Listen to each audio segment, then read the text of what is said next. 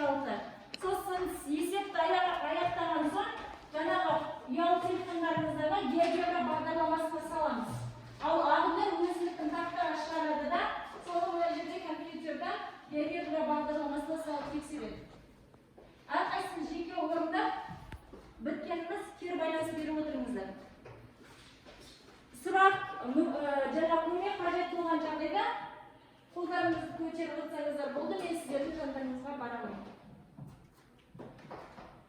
Яғни ағындар мына жерде Б мүшесі жоқ, иә, Б мүшесі 0.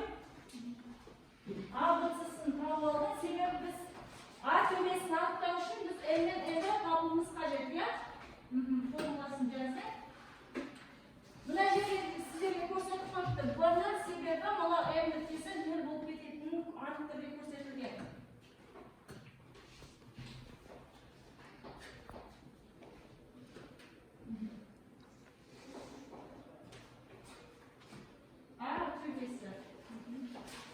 Енді біз төбесін таптық, біз келесі екі нүктесін тауып алу үшін біз не істейміз? Берілген функцияны біз нөлге теңестіреміз егер.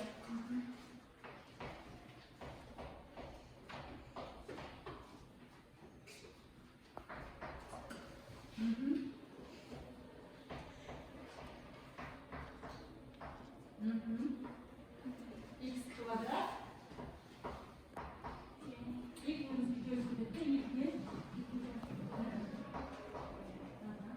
ал x1, x2 түбірге алынады. x1 және екінші нүктесі плюс минус түбір астында болады. Екіден бір. Біз екі нүктесін таптық, төбесін таптық. Енді біз не істейміз? Графикін саламыз.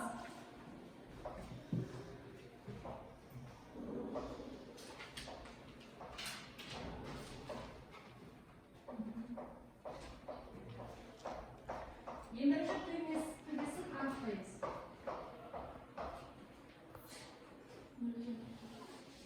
Нөлмен бір. Мынаның симметриясы қай нүкте? Нөл, иә?